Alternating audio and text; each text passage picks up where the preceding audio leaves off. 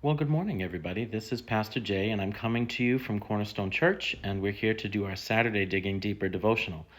For those of you who have been watching, I did not get to do a video yesterday for this devotional.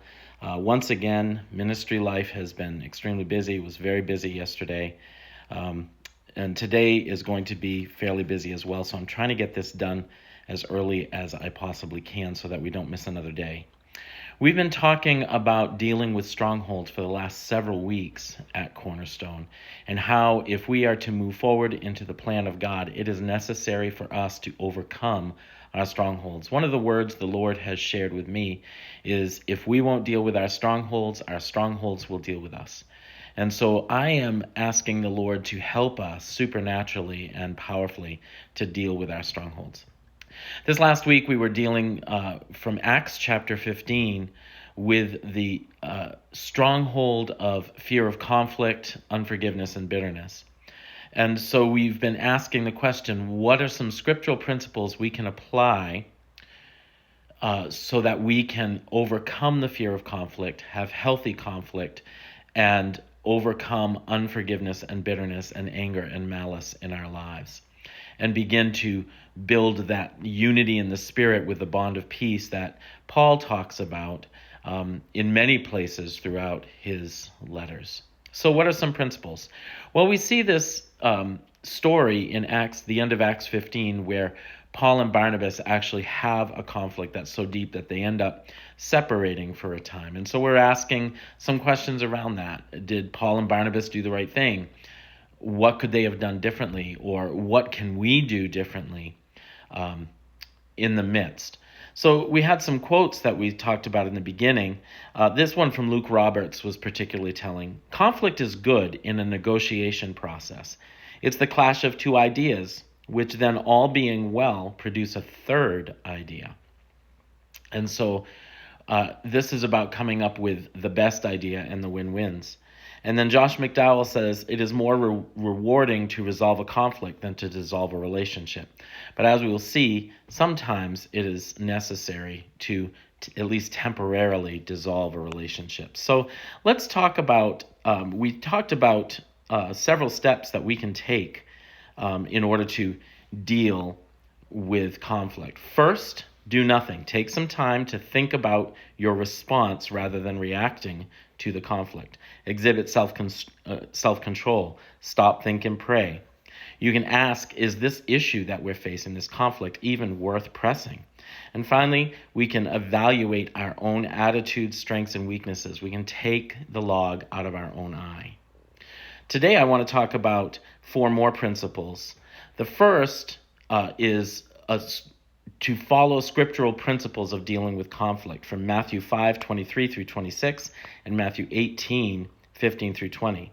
Matthew 5:23 through 26 says this, therefore, if you are offering your gift at the altar and there remember that your brother or sister has something against you, leave your gift there in front of the altar. First, go and be reconciled to them. Then come and offer your gift. Settle matters quickly with your adversary who is taking you to court. Do it while you are still together on the way, or your adversary may hand you over to the judge, and the judge may hand you over to the officer, and you may be thrown into prison. Truly, I tell you, you will not get out until you have paid the last penny. Now, this is over a conflict concerning debt, but the principle remains. While we do have to take a step back, and while we do have to take some time to evaluate whether or not this conflict is even worth pressing, if it comes to it that the conflict is worth pressing, we need to deal with it. We need to step out and we need to be proactive and deal with conflicts that need to be dealt with.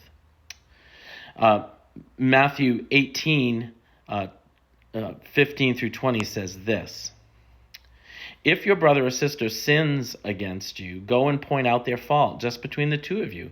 If they listen to you, you have won them over. But if they will not listen, take 1 or 2 others along so that every matter may be established by the testimony of 2 or 3 witnesses. If they still refuse to listen, tell it to the church. And if they refuse to listen even to the church, treat them as you would a pagan or a tax collector.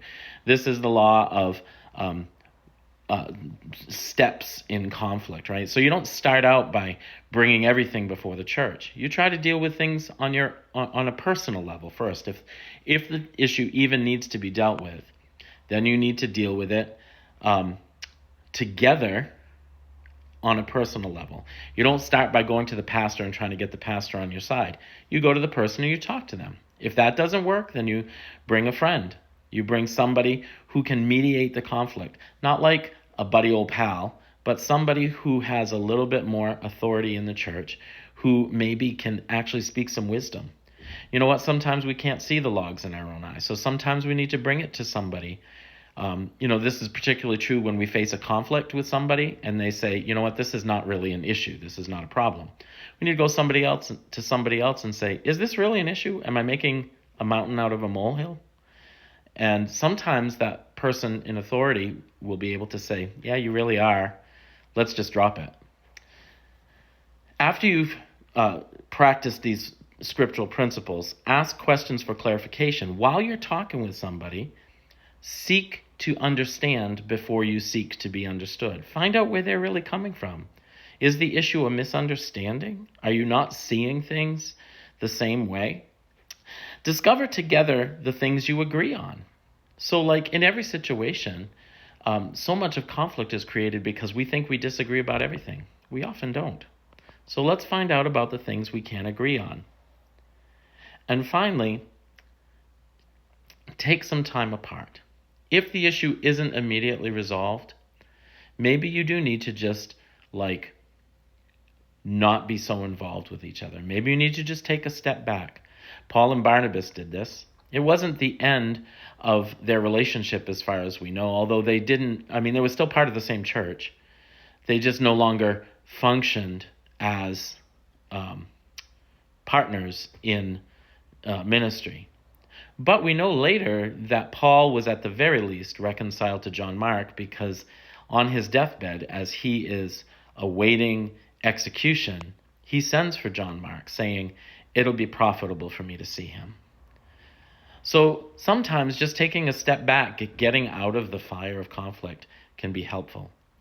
We need to begin to practice healthy conflict. Always remember that healthy conflict involves issues, not people, and not personalities. As soon as you're attacking someone's personality because of an issue, you're already in unhealthy conflict. In other words, they're a bad person because, right? I don't like them. They are horrible people.